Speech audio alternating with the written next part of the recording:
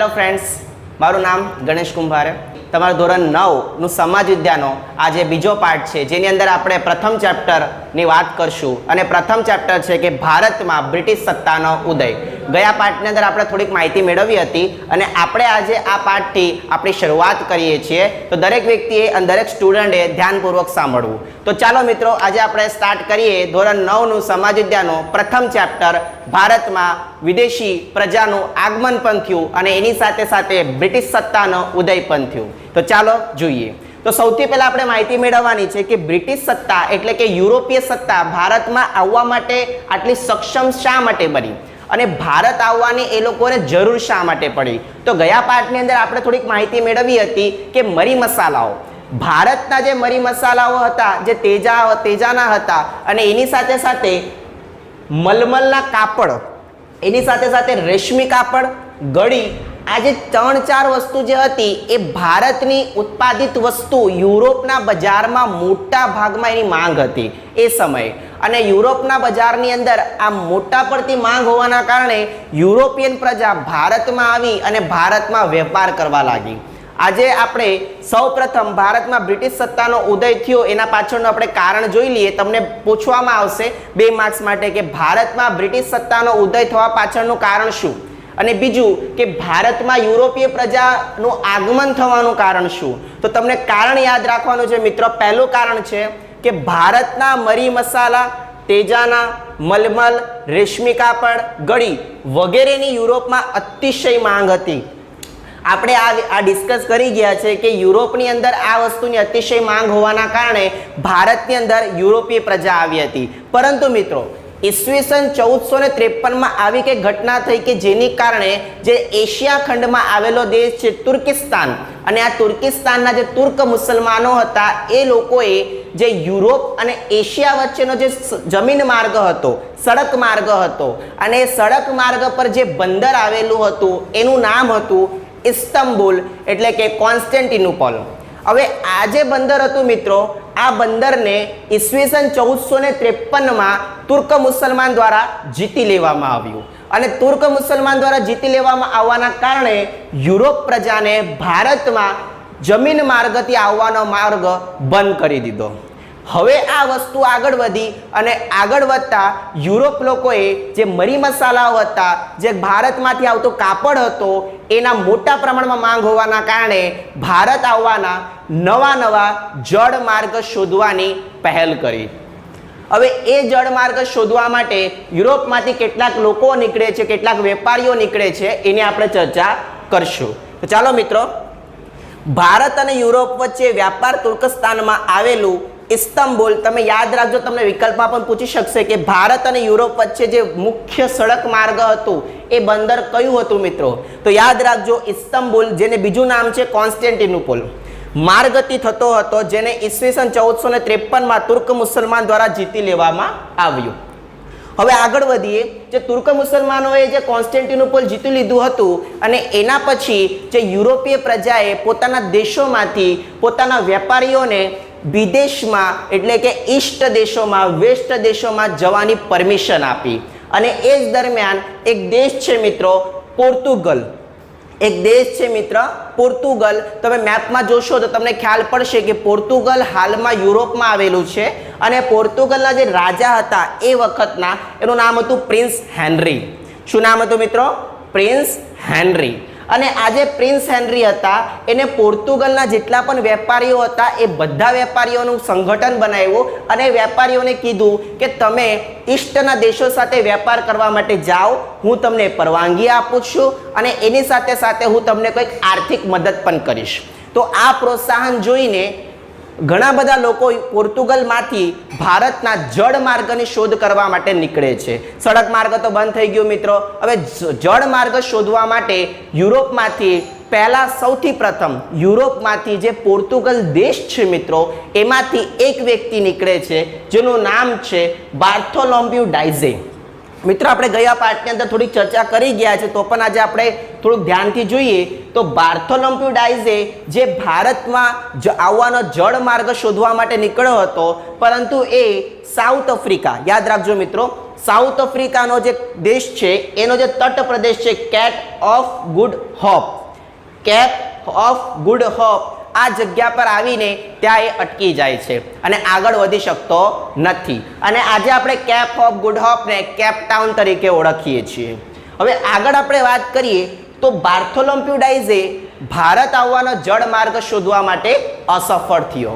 હવે જે બીજો વ્યક્તિ જે સ્પેનમાંથી આવે છે, કેમ કે મેં તમને ગયા પાઠમાં કીધું હતું કે યુરોપના ઘણા બધા દેશો વચ્ચે સ્પર્ધા થતી હતી. ઈસ્ટના દેશો સાથે વેપાર કરવા માટે દરેક દેશના રાજાઓ પોતપોતાના વેપારીઓને પરમિશન આપી હતી, સપોર્ટ આપ્યું હતું કે તમે બીજાના દેશો સાથે વેપાર કરો. એમાંથી જ પોર્ટુગલમાંથી જે પ્રથમ વ્યક્તિ નીકળ્યો બાર્થોલોમ્યુ ડાઇઝે, જે ભારતના જળમાર્ગ શોધવા માટે અસફળ નીવડ્યો. પરંતુ એના પછી જે બીજો દેશ છે મિત્રો, જેનું નામ છે સ્પેન, તો સ્પેનમાંથી એક મિત્ર નીકળે છે જેનું નામ છે ક્રિસ્ટોફર કોલમ્બસ. ક્રિસ્ટોફર કોલમ્બસ ક્યારે નીકળે છે મિત્રો? જો તમને એમસીક્યુમાં સવાલ પૂછવામાં આવે તો 1492માં યાદ રાખજો. 1492માં ક્રિસ્ટોફર કોલમ્બસ સ્પેનમાંથી નીકળે છે અને વેસ્ટ ઇન્ડિઝ ટાપુએ આવીને અટકે છે. જે વેસ્ટ ઇન્ડિઝ ટાપુ છે મિત્રો હાલનું અમેરિકા છે.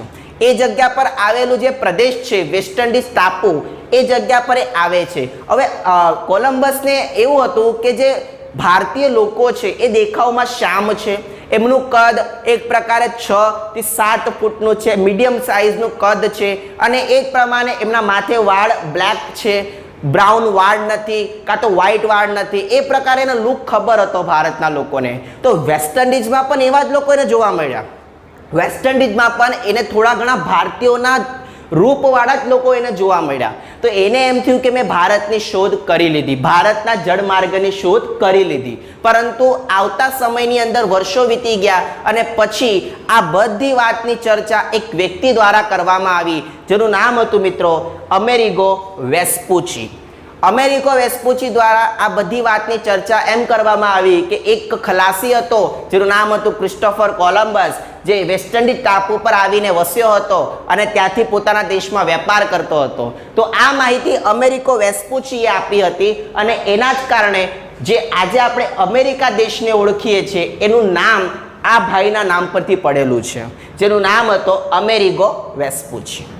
જો તમને વિકલ્પમાં પૂછવામાં આવે કે અમેરિકા દેશનું નામ કયા વ્યક્તિ પર પડેલું છે, કયા વ્યક્તિના નામ પરથી પડેલું છે, તો તમારે યાદ રાખવાનું મિત્રો કે અમેરિકો વેસ્પુચી. ચલો મિત્રો હવે આગળ વધીએ આપણે. તો આ બે વ્યક્તિઓ ફેલ થઈ ગયા. બાર્થોલોમ્યુ ડાઇઝે અને ક્રિસ્ટોફર કોલમ્બસ ભારતના જળમાર્ગ શોધવા માટે ફેલ થઈ ગયા, સફળ થયા નહીં, અસફળ થયા. કાંઈ વાંધો નહીં.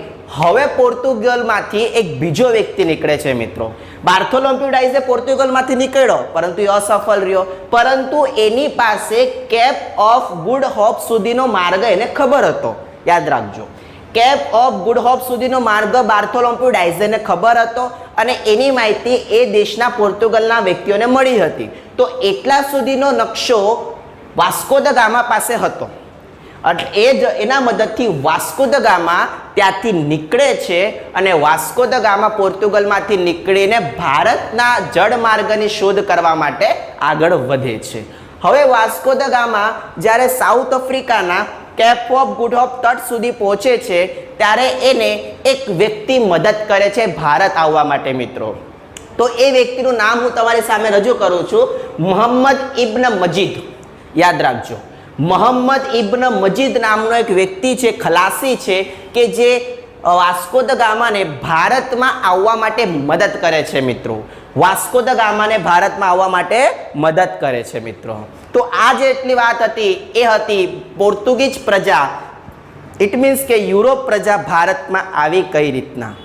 તો આપણે 3 વ્યક્તિ જોઈ ગયા છે. જો તમને વિકલ્પમાં પૂછવામાં આવે કાં તો ટૂંક નોંધમાં પૂછવામાં આવે કે સવિસ્તર જણાવો તો તમે આ માહિતી જણાવી શકો છો. અને આ કારણ યાદ રાખજો મિત્રો, 1 માર્ક્સ માટે તમને પૂછવાની શક્યતા છે. કારણ યાદ રાખજો અને 1453નું ઇસ્તંબુલ યાદ રાખજો અને એના પછી પોર્ટુગલના રાજા પ્રિન્સ હેનરી યાદ રાખજો અને આ 3 વ્યક્તિ યાદ રાખજો, બાર્થોલોમ્યુ ડાઇઝે, ક્રિસ્ટોફર કોલમ્બસ અને વાસ્કો દી ગામા. હવે આપણે આગળ વધીએ મિત્રો. વાસ્કો દ ગામા ભારત તો આવ્યો પણ કઈ જગ્યા પર? તો એ ભાઈ સાહેબ આવ્યો હતો કાલિકટ. કેરળ પાસે જે તટ આવેલું છે કાલિકટ, અને કાલિકટ પાસે વાસ્કો દ ગામાનું આગમન થાય છે. અને કાલિકટ પાસે જ્યારે વાસ્કો દ ગામાનું આગમન થાય છે એ વખતે ત્યાંના રાજા હતા મિત્ર, યાદ રાખજો નામ જામોરિન, અને બીજું જેનું ઉપનામ છે સામુદ્રિક. આ વિકલ્પમાં સવાલ પૂછાઈ ગયો છે અને પૂછવાની શક્યતા પણ છે કે જ્યારે વાસ્કો દ ગામાનું ભારતમાં આગમન થયું એ વખતે ભારતના કાલિકટ બંદરના કાં તો કેરળના રાજા કોણ હતા? તો એમનું નામ છે જામોરિન અને બીજું જ નામ છે સામુદ્રિક. તો ભાઈ સાહેબ, આ જે વાસ્કો દી ગામા હતું કાલિકટ બંદર પર પહોંચે છે અને ત્યાંના રાજા પાસે જાય છે. ત્યાંના રાજા પાસે જાય છે અને એમને પાસે એ પરમિશન માંગે છે કે સાહેબ, અમે પોર્તુગલમાંથી આવ્યા છીએ અને અમારે ભારત સાથે વેપાર કરવો છે. હવે જામોરિન આ વાતને એક્સેપ્ટ કરે છે અને જામોરિન તો કોઈ પણ વ્યક્તિ ભારતમાં આવે અને ભારત સાથે વેપાર કરે તો ભારતની સમૃદ્ધિ થાય છે એવો માનતો હતો અને ભારતની ગણના એ વખતે વિશ્વમાં થતી હતી એવો એ માનતો હતો. એના માટે એને વાસ્કો દ ગામાને પણ વેપાર કરવાની પરમિશન આપી અને અમુક વસ્તુ ધ્યાનમાં રાખીને જે એગ્રીમેન્ટ હતું એ કરીને વાસ્કો દ ગામાને પરમિશન આપી વેપાર કરવાની. તો હવે વાસ્કો દ ગામાને ભારત સાથે વેપાર કરવાની પરમિશન સામુદ્રિકે આપી દીધી. હવે આગળ વધીએ. હવે વાત છે અને રાજ્યએ ગામાને એટલે કે વાસ્કો દ ગામાને ભારતમાં વેપાર કરવાની છૂટ આપી અને આ ઘટના વિશ્વમાં મહત્વપૂર્ણ ગણાય છે. મિત્રો યાદ રાખજો, હિસ્ટ્રી એક એવી વસ્તુ છે ને કે જે સમય વાઇઝ પરફેક્ટ રીતે થઈ છે. તમે ખાલી અંદાજ કરો, જો પોર્તુગલ ભારતમાં આવ્યા અને એ વખતે જો જામોરિન આને પરમિશન ન આપે તો આજે આપણા ભારતનો ઇતિહાસ કંઈક અલગ હોત. આજે આપણા ભારતનો ઇતિહાસ કંઈક અલગ હોત મિત્રો. કેમ કે આજે બધી વસ્તુ થઈ એના કારણે આજે આપણા ભારતનો ઇતિહાસ આપણને ખબર પડે છે. પરંતુ જરા વિચાર કરો કે ભારતમાં જો સામુદ્રિક એટલે કે જામોરિન વાસ્કો દ ગામાને પરમિશન ન આપે કે તમે વેપાર ન કરો તો આજે આપણા ભારતનો જે ઇતિહાસ છે જે આપણે ભણી રહ્યા છે એક જુદું જોત મિત્રો. એવી ઘણી બધી ઇતિહાસની અંદર વસ્તુ થઈ ગઈ છે કે જેને આપણે નેગેટિવલી વિચારીએ તો આજે આપણા ભારતનો ઇતિહાસ કંઈક જુદું જ જોવા મળે. અને ઇતિહાસના પાના પર, ઇતિહાસના પન્ના પર આજે મુમેન્ટ હતો, આજે ક્ષણ હતો કે વાસ્કો દ ગામાને જામોરિન દ્વારા પરમિશન આપવામાં આવી હતી. આ સૌથી મોટો સ્ટેપ હતો ભારતનો, બીકોઝ આગળ જઈને જ પોર્તુગલ આપણા પર રાજ કરશે. લોકોને ખબર નહોતી કે પોર્તુગલ આવી છે વેપાર કરવા માટે અને પોર્તુગલ વેપાર કરવા માટે જ આવી હતી મિત્રો. પરંતુ ભારત એ વખતે પ્રદેશોમાં વેચાયેલું હતું, રજવાડાઓમાં વેચાયેલું હતું. એકીકરણ હતું નહીં. કોઈ પણ રીતે એક શક્તિ નહોતી ભારતમાં જે બધા ભારતને ચલાવી શકે. ભારત ટુકડાઓમાં વેચાયેલું હતું અને એ ખબર ધીરે ધીરે પોર્તુગીઝને પડે છે. અને ખ્યાલ હોય તો કહી દો મિત્રો, 100 વર્ષ સુધી રાજ કરી જાય છે પોર્તુગલ આપણા પર. અને 100 વર્ષની અંદર ભારતના જે મરી મસાલાઓ છે, મલમલના કપડાઓ છે, રેશમી કપડાઓ છે, ગળીઓ છે, એને પોતાના દેશમાં લઈને જઈ પોતાના દેશને સમૃદ્ધ કરે છે અને ભારતની સ્થિતિને પાયમાલ કરે છે. તો આ વસ્તુ આગળ આપણને ખબર પડે. એ વખતે એ લોકોને એટલી જ ખબર હતી કે વાસ્કો દ ગામા માત્ર વેપાર કરવા માટે આવે છે, પરંતુ આગળ જઈને એ લોકોને ખબર પડી કે આ વ્યક્તિઓ વ્યાપાર કરવા નથી, આપણા પર રાજ કરવા માટે આવેલા છે. ચાલો મિત્રો હવે આગળ વધીએ. અંગ્રેજોનું આગમન અને વેપારી મથકોની સ્થાપના. હવે અંગ્રેજોનું આગમન, હવે એક વસ્તુ યાદ રાખજો મિત્રો, અંગ્રેજોનું આગમન એટલે શું? આ લોકો જે આવ્યા હતા તે અંગ્રેજ નહોતા? ના, આ લોકો પોર્તુગીઝ હતા. યાદ રાખજો, બાર્થોલોમ્યુ ડાઇઝે અને વાસ્કો દ ગામા આ બંને પોર્તુગીઝ હતા અને ક્રિસ્ટોફર કોલંબસ સ્પેનમાંથી આવેલો એટલે સ્પેન વાળો વ્યક્તિ હતો.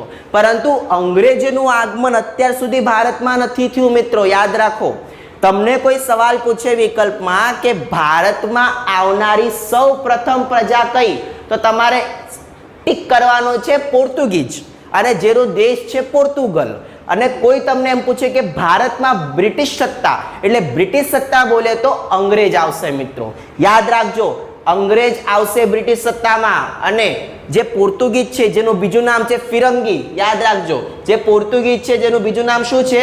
ફિરંગી, એ ભારતમાં સૌ પ્રથમ આવ્યા હતા. અત્યાર સુધી અંગ્રેજોની એન્ટ્રી નથી થઈ ભારતમાં. અંગ્રેજોની એન્ટ્રી બાકી છે. ઇંગ્લેન્ડના દેશોમાંથી જે અંગ્રેજ છે એ આવવાના બાકી છે. તો હવે આપણે આગળ વધીએ. અત્યાર સુધી ફક્ત આપણે એટલું જોયું કે પોર્તુગીઝ પ્રજા ભારતમાં આવી ગઈ, આપણે પોર્તુગીઝ પ્રજાને ભારતમાં એન્ટ્રી આપી દીધી. પરંતુ એના પછી અંગ્રેજી પ્રજા અત્યાર સુધી ભારતમાં આવી નથી. ચલો આગળ વધીએ આપણે. તો અંગ્રેજી પ્રજાનું આગમન અને વેપારી મથકોની સ્થાપના એ સમજતા પહેલા આપણે થોડીક એક વસ્તુ ધ્યાનમાં રાખવાની છે કે ભારતમાં વેપાર કરવા માટે સૌપ્રથમ કઈ પ્રજા આવી. એ સવાલ પૂછાઈ પણ ગયો છે અને આગળ પૂછાવાની શક્યતા પણ છે. તો તમારે યાદ રાખવાનું પોર્ટુગીઝ પ્રજા. જો પોર્ટુગીઝ ન હોય તો ફિરંગી યાદ રાખવાનું, એકબીજાના જ નામ છે. અને તેમના ભારત પર 100 વર્ષ વેપાર કર્યો. યાદ રાખજો, ભારત સાથે પોર્ટુગીઝે 100 વર્ષ સુધી વેપાર કર્યો અને 100 વર્ષ સુધી વેપાર કરતા કરતા કરતા એ લોકોએ ભારતના અમુક પ્રજા પર પોતાનો વર્ચસ્વ સ્થાપી દીધો. એટલે એવું કહી શકાય કે અમુક પ્રદેશ પર એમને પોતાનો કબજો કરી દીધો. તો કયા પ્રદેશ હતા મિત્રો? તો દીવ, દમણ, ગોવા, કોચીન કોચીન તમિલનાડુમાં આવેલું છે, મલક્કા અને આ બધા પ્રદેશો હતા. કોચીન કેરળમાં આવેલું છે, યાદ રાખજો. પોર્ટુગીઝોને વેપારમાં મળેલી સફળતાથી પ્રેરાઈ ડચ અને ડેનમાર્કની પ્રજા પણ ભારત વેપાર કરવા માટે આવી. ચાલો મિત્રો આગળ સમજીએ. હવે જ્યારે યુરોપીય પ્રજા ભારતમાં આવી અને ભારતમાં આવીને જે સૌપ્રથમ પોર્ટુગીઝ પ્રજા ભારતમાં આવીને વેપાર કર્યો. હવે આ લોકોએ વેપાર તો કર્યો પણ આપણા પર ધીરે ધીરે અમુક પ્રદેશ પર કબજો પણ કરી લીધો મિત્રો. હવે અમુક દેશો પર કબજો કર્યો તો તમને વિકલ્પમાં કાં તો તમને પૂછવામાં આવશે કે પોર્ટુગીઝ પ્રજાએ ભારતના કયા પ્રદેશો પર કબજો કરી લીધો. તો તમારે લખવાનું છે મિત્રો કે દીવ, દમણ, ગોવા, કોચીન અને મલક્કા. હવે યાદ રાખો, મેં તમને સ્ટાર્ટિંગમાં કીધું હતું કે યુરોપના દેશોમાં એકબીજા વચ્ચે સ્પર્ધા થતી હતી. તો કઈ સ્પર્ધા? વેપારિક સ્પર્ધા. હવે તમે થોડુંક ધ્યાનથી ઓબ્ઝર્વ કરશો, તમને એક વસ્તુ ખબર પડશે કે વેપારી પોર્ટુગીઝ ભારતમાં આવી ગયા. હવે આ પોર્ટુગીઝ ભારતમાં આવે એટલે ભારતની વસ્તુ પોર્ટુગલમાં જવાની, 100% જવાની. તો ભારતની વસ્તુ જો પોર્ટુગલમાં જાય અને પોર્ટુગલની વસ્તુ ભારતની વસ્તુ પોર્ટુગીઝના દેશો માટે ઘણી ઉપયોગી અને ધીરે ધીરે ધીરે પોર્ટુગલ વિકસિત થતું ગયું. આર્થિક રીતે પોર્ટુગલ સક્ષમ થતું ગયું મિત્રો. એટલે યુરોપમાં વસતા બીજા દેશોને સંકેત મળ્યું કે આ લોકો બીજાના દેશો સાથે એટલે કે ભારત સાથે વેપાર કરીને આટલા સમૃદ્ધ બને છે, તો આપણે શા માટે નહીં? તો જ્યારે આ પોર્ટુગીઝ પ્રજા ભારત સાથે મોટા પાયા પર વિકાસ પામતી હતી ત્યારે ડચ અને ડેનિશ એટલે કે ડેનમાર્કના ડેનિશ લોકો, તમે યુરોપના નકશામાં જોશો તો તમને બધા દેશો ત્યાં દેખાશે અને બધા દેશો આમ વેર વિખારેલા નજીક નજીક જ છે. તો આ વસ્તુ યાદ રાખવાની કે પોર્ટુગીઝ પ્રજાના મોટા પાયા પર વિકાસ થવાના કારણે અને મોટા પાયા પર એમને નફો થવાના કારણે એનાથી આકર્ષાઈને યુરોપની હજી બે પ્રજા કઈ? ડચ અને ડેનમાર્ક. યાદ રાખજો, ડચ અને ડેનમાર્ક પ્રજા પણ ભારતમાં આવવાનો વિચાર કરવા માટે લાગી. તો મિત્રો અત્યાર સુધી આપણે એ વસ્તુ જોઈ કે ભારત આવવાનું કારણ શું હતું. તો ભારત આવવા માટેની ફરજ શા માટે પડી, શા માટે ભારત આવ્યા? તો આ વસ્તુ ઘટી, આ વસ્તુ જોઈએ હતી એ લોકોને. સૌપ્રથમ પ્રિન્સ હેનરી ત્યાંના પોર્ટુગલના રાજા હતા, એમને પરમિશન આપી.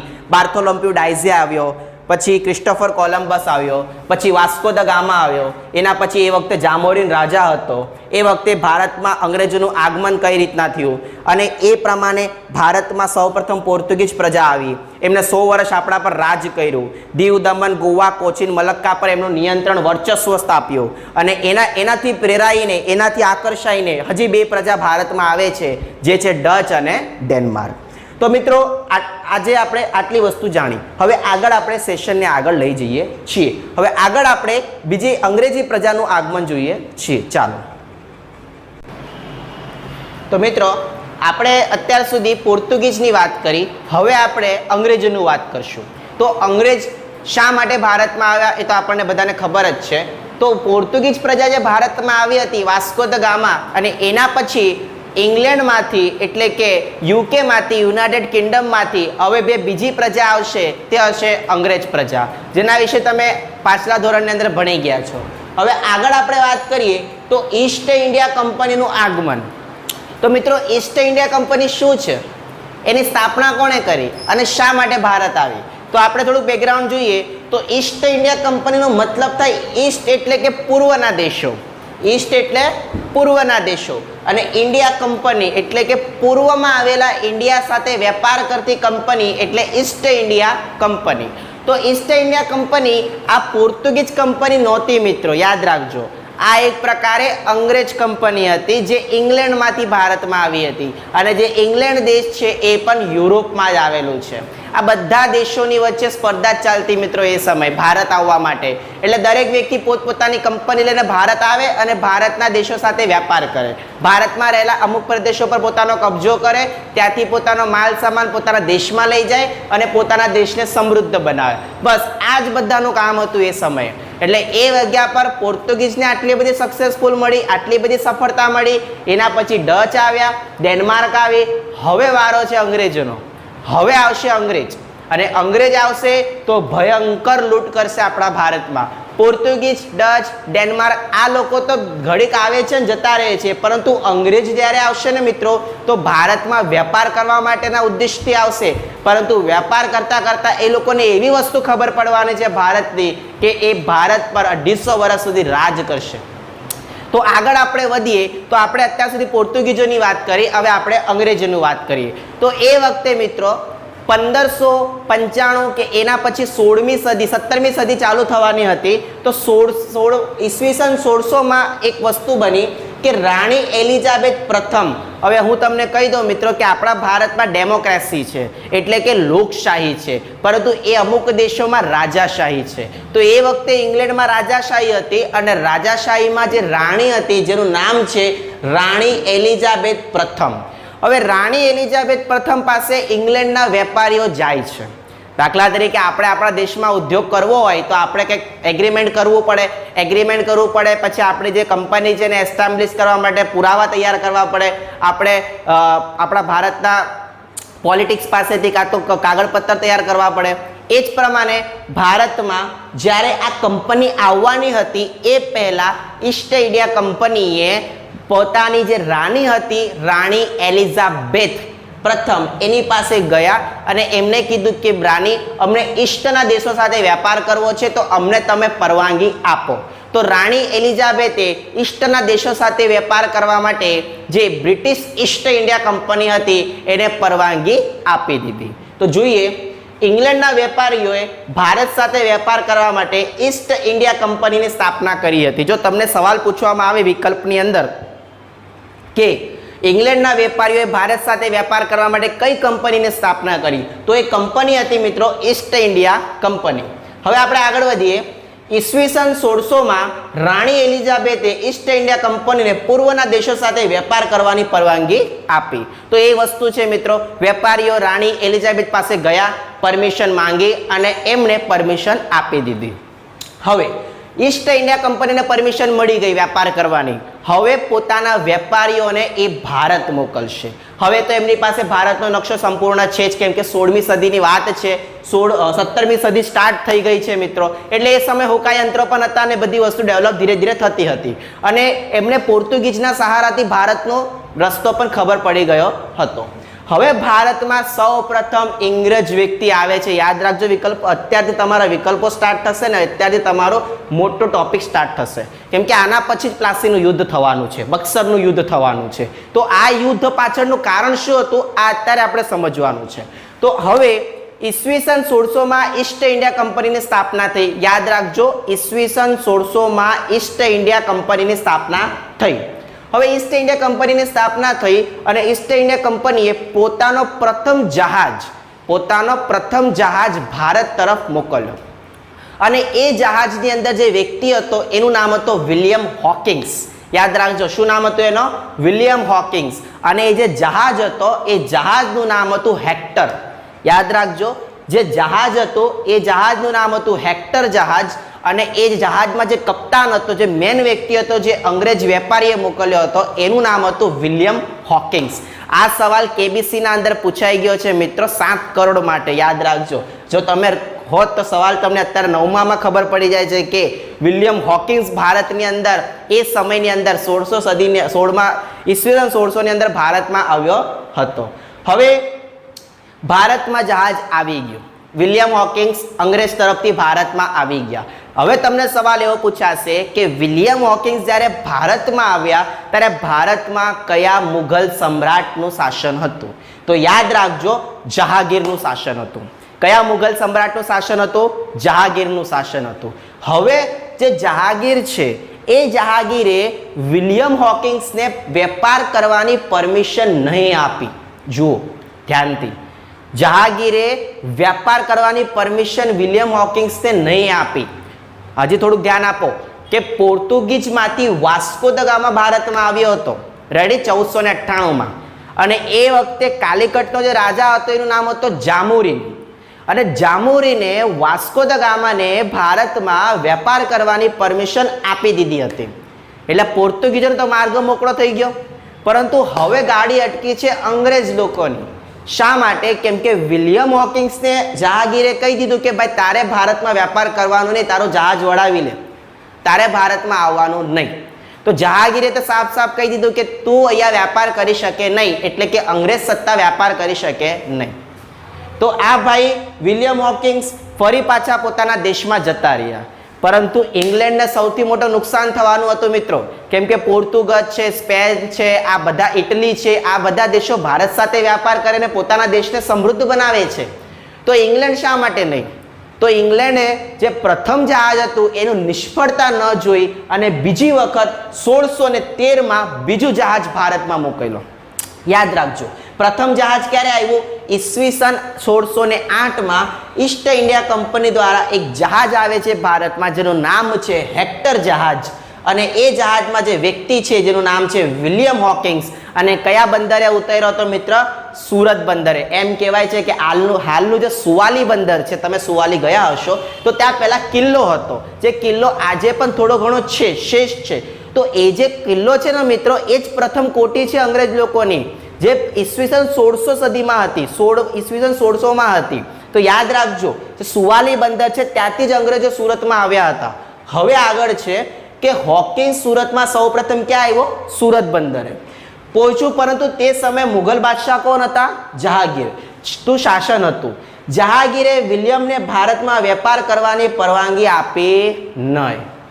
વાત કરી ગયા એ પ્રમાણે પરવાનગી તો નહીં આપી. ચલો કાંઈ વાંધો નહીં. હવે 1608 પછી 1613માં ઇંગ્લેન્ડ લોકો એમ વિચારે છે, પ્રથમ વખત પરમિશન નહીં મળી, ચાલો બીજી વખત મળી. જો કદાચ બીજી વખત મળી જાય તો. અને મિત્રો ઇતિહાસના પન્ના પર એમ લખેલું છે કે વિલિયમ હોકિંગ્સને પરમિશન શા માટે ન મળી, એના પાછળનું કારણ હતું મિત્રો. કેમ કે જહાંગીરના સમયમાં એક પદ્ધતિ હતી જેને કહેવાય પેદોસ.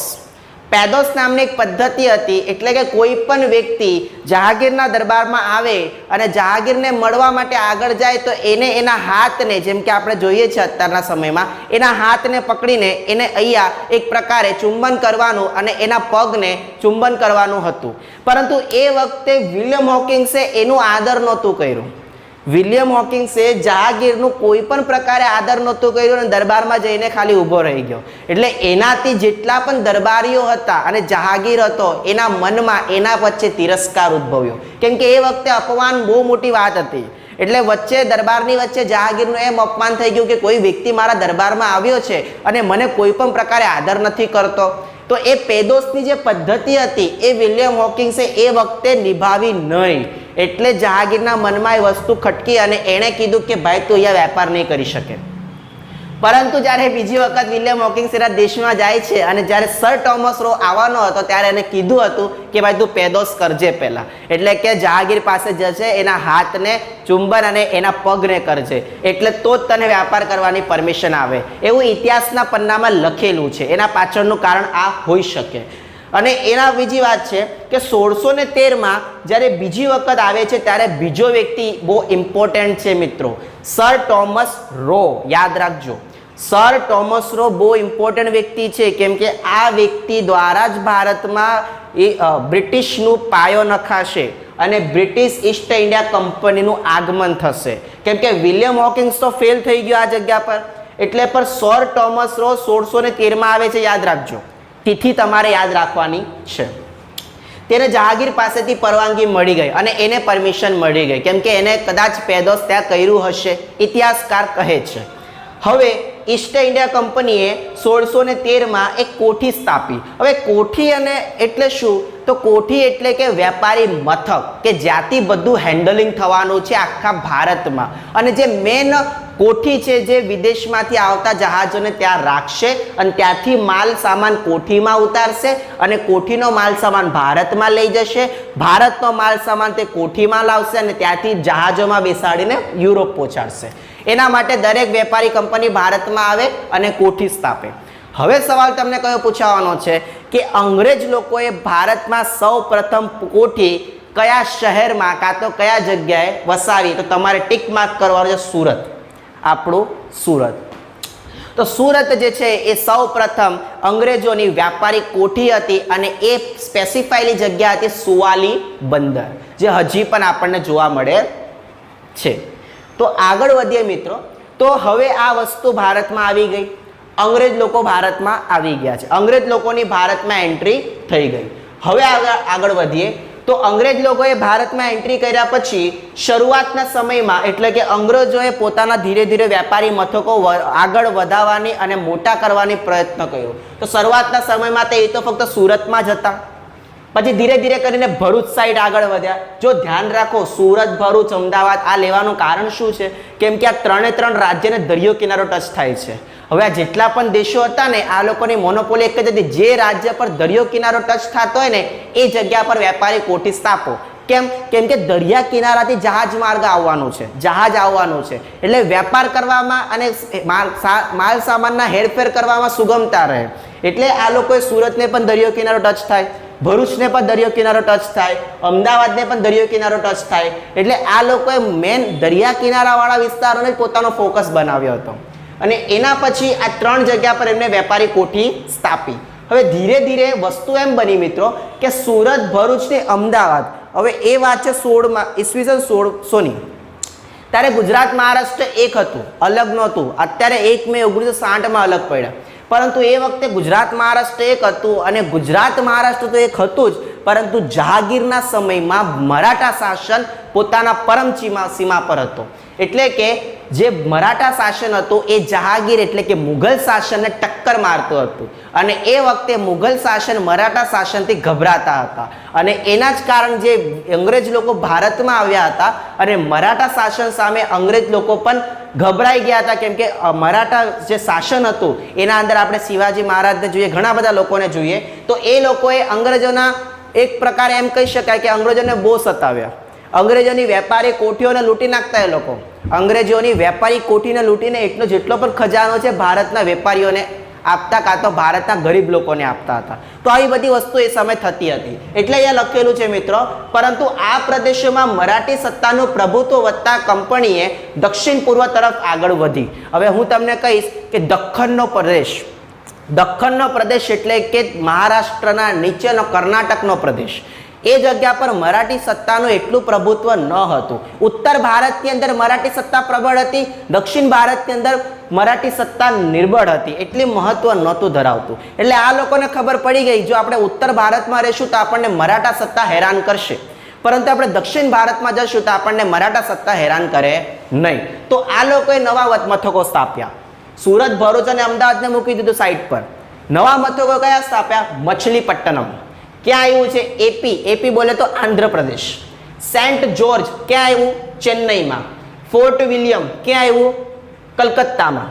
અને એના પછી આ ત્રણ જગ્યા પર એમને પોતાએ વેપારી કોઠી સ્થાપી. એટલે યાદ રાખજો, પહેલા અંગ્રેજોએ સુરત, ભરૂચ અને અમદાવાદમાં વેપારી કોઠી સ્થાપી, પરંતુ મરાઠી સત્તાના પ્રભુત્વના કારણે એમને દક્ષિણ સાઈડ જવું પડ્યું અને દક્ષિણ સાઈડ એમને મછલીપટ્ટનમ, સેન્ટ જોર્જ અને ફોર્ટ વિલિયમ આ ત્રણ જગ્યા પર પોતાના વેપારી કોઠી સ્થાપી.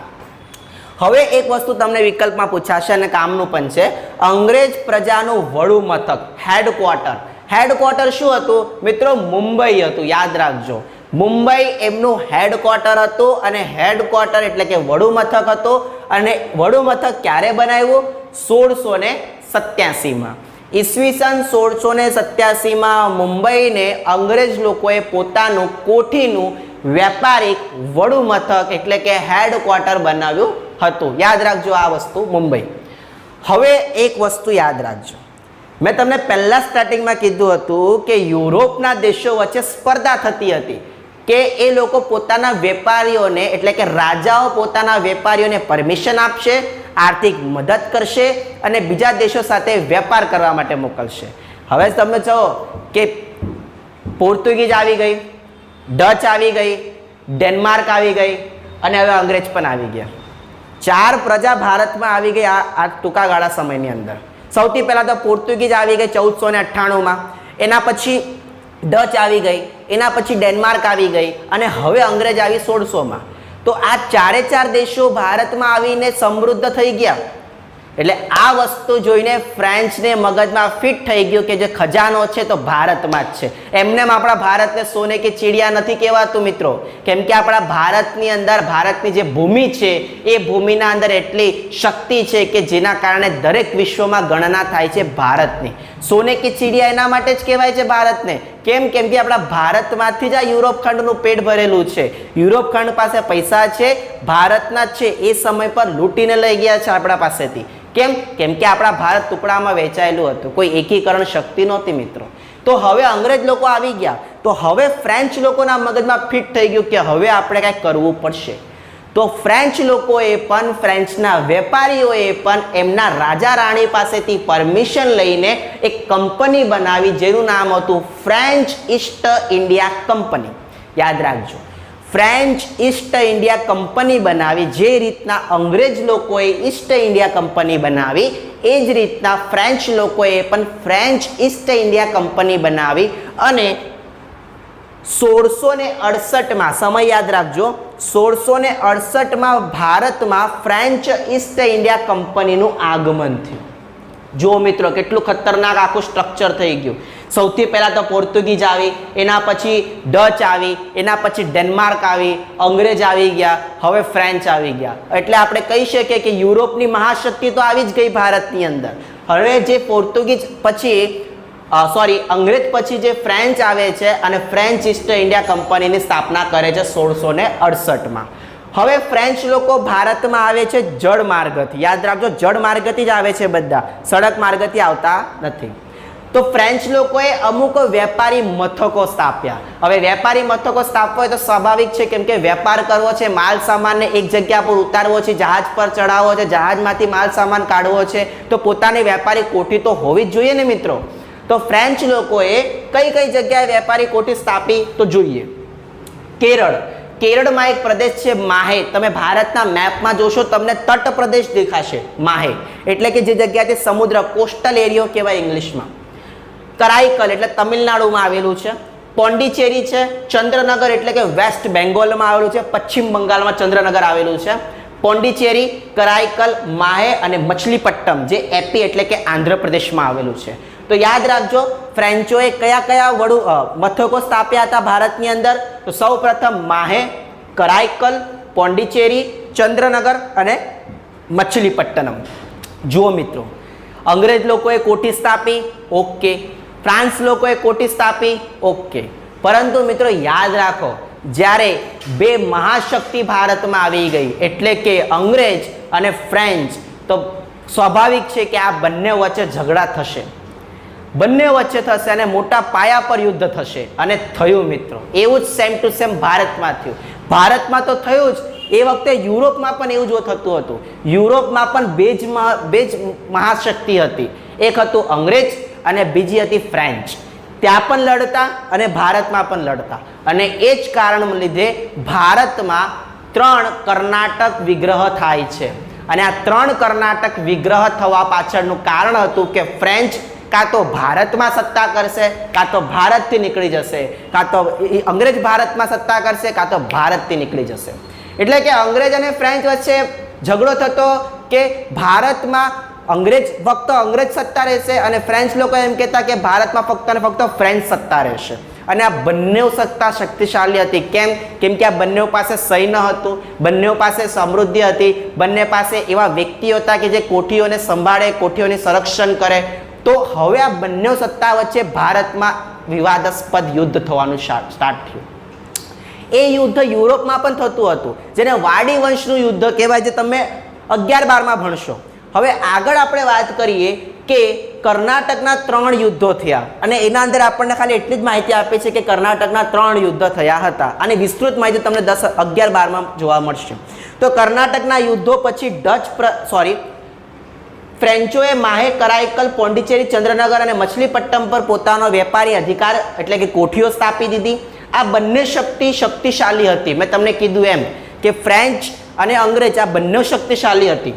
તે સમયે ભારતમાં ઈસવીસન 1746 થી લઈને ઈસવીસન 1763 સુધી ભારતમાં ફ્રેન્ચ અને અંગ્રેજો વચ્ચે 3 કર્ણાટક વિગ્રહ થયા, જેમાં અંગ્રેજોનો વિજય થયો અને અંગ્રેજોએ ફ્રેન્ચ લોકોને કીધું કે તમે અમારા કામની અંદર દખલઅંદાજી કરતા નહીં અને અમારાથી દૂર રહેજો, અને જો દખલઅંદાજી કરી તો અમે તમને કાઢીને ફેંકી દઈશું. એટલે આ વાત તો સ્વાભાવિક સ્પષ્ટ થઈ ગઈ કે ભારતમાં અંગ્રેજ સત્તાનું વર્ચસ્વ વધી ગયું. ફ્રેન્ચ લોકોએ અંગ્રેજ સાથે એક પ્રકાર યુદ્ધો કર્યા, પણ યુદ્ધની અંદર ફ્રેન્ચ સત્તા નબળી પડી અને અંગ્રેજ સત્તા જીતી ગઈ. અને અંગ્રેજ સત્તા જીતવાના કારણે અંગ્રેજ લોકોએ ભારતના મોટા ભાગના જે બેનિફિટ એરિયા એટલે કે જે જગ્યાથી વધારે પડતો ફાયદો થાય ને એ જગ્યા પર પોતાના કોઠીઓ સ્થાપી દીધી. હવે અંગ્રેજ જે ફ્રેન્ચ લોકો હતા, ફ્રેન્ચને કીધું કે ભાઈ તમે ફક્ત માહે કરાઈકલ, પોંડિચેરી, ચંદ્રનગર સુધી જ રહો, આગળ નહીં વધતા. આગળ હવે અંગ્રેજ વધશે, કેમ કે અંગ્રેજના સૌથી મેઇન નજર હતી અંગ્રેજની બંગાળ પર. અંગ્રેજની નજર ક્યાં હતી? બંગાળ પર, કેમ કે એ વખતે બંગાળ ધધકતું સોનું હતું. મિત્ર, સોનું હતું, યાદ રાખજો. સોના, ચાંદી, ઝવેરાત, મોટા પાયા પર ખેતી ઉદ્યોગ, સૌથી સમૃદ્ધ પ્રદેશ જો હોય એ સમય પર બંગાળ હતું. તો અંગ્રેજની હવે નજર બંગાળ પર પડે છે મિત્રો, કેમ કે અંગ્રેજે જે જગ્યા પર મોટી મોટી કોઠીઓ સ્થાપી ત્યાંથી તો એને નફો થાય જ છે, પણ અંગ્રેજના મનમાં એમ થાય છે કે મારે વધારે સમૃદ્ધ બનાવવું છે મારા દેશને. એટલે મોટા ભાગે ધીરે ધીરે પોતાના પગ પસારે છે અને ભારતના પ્રદેશમાં એન્ટ્રી કરે છે. હવે આપણે આગળ જોઈએ કે કર્ણાટકના 3 યુદ્ધો થઈ ગયા મિત્રો, અને કર્ણાટકના 3 યુદ્ધોની અંદર આ અંગ્રેજ સત્તા શક્તિશાળી બની, અને અંગ્રેજ સત્તા શક્તિશાળી બનવાના કારણે ફ્રેન્ચ લોકોએ ચૂપચાપ ફક્ત અને ફક્ત માહે કરાઈકલ અને પોંડિચેરીનો જ વહીવટ કરવાનો, બાકી ભારતમાં કોઈ જગ્યા પર પોતાની કોઠી સ્થાપવાની નહીં. હવે કોઠી કોણ સ્થાપશે? અંગ્રેજ. અને હવે આના પછી થવાનું છે મિત્ર ભારતના ઇતિહાસનો સૌથી મોટો અને પ્રબળ પ્રથમ યુદ્ધ તો ન કહી શકાય, પરંતુ એને આપણે કહીશું ષડયંત્ર, અને જે હતું પ્લાસીનું યુદ્ધ, જે આના પછી થવાનું હતું, અને એ હતું વેસ્ટ બેંગોલ એટલે કે પશ્ચિમ બંગાળ, જે હાલમાં પશ્ચિમ બંગાળ છે, પરંતુ એ સમય આખું બંગાળ પ્રદેશ હતું. તો આની ચર્ચા આપણે આવતા લેક્ચરની અંદર કરશું, આવતા પાઠની અંદર કરશું. અત્યાર સુધી આપણે ફક્ત થોડી માહિતી મેળવી લીધી કે કઈ રીતના ભારતની અંદર બ્રિટિશ સત્તાનો ઉદય થયો અને કઈ રીતના ભારતની અંદર પોર્ટુગીઝ, ડચ, ડેનમાર્ક, અંગ્રેજ અને ફ્રેન્ચ આવીને વસ્યા, અને હવે થવાનું છે પ્લાસીનું યુદ્ધ, અને એના પછી અંગ્રેજ સત્તા પોતાના દેશની અંદર એટલે કે આપણા દેશની અંદર મોટા પાયા પર વર્ચસ્વ કરવાની છે. તો હું તમને આ દરેક લેક્ચર, આ જે બીજો પાઠ છે 9માનો, એ તમે ધ્યાનપૂર્વક સાંભળો. જો તમને નહીં સમજ પડે બીજી વખત હજી સાંભળો, અને ટેક્સ્ટ બુક તમારા પાસે રાખીને વસ્તુને નોટ કરતા જશો એટલે તમને એક એક લાઈન ધ્યાનથી સમજશે મિત્રો. તો હવે હું આજે 2 પાર્ટની અંદર, આજે બીજો પાર્ટ હતો, આની અંદર તમને ઘણી બધી વસ્તુ એવી મેં મેન્શન કરી દીધી જે તમને હવે સમજતા વેરી ઇઝીલી પડશે. હવે હું ત્રીજા પાર્ટની અંદર તમને પ્લાસીનું યુદ્ધ, બક્સરનું યુદ્ધ અને ભારતમાં આવેલા ગવર્નર જનરલો જેમ કે Warren Hasting, Wellesley, Dalhousie, William Bentinck, અને એ લોકોએ ભારતની અંદર કયા કયા કાર્ય કર્યા અને જેની કારણે ભારતને સમૃદ્ધ બનાવી તો દીધું, પરંતુ ભારતને લૂંટી પણ ગયા. તો મિત્રો, મને ધ્યાનપૂર્વક સાંભળવા માટે તમારો ખૂબ ખૂબ આભાર. જય હિન્દ.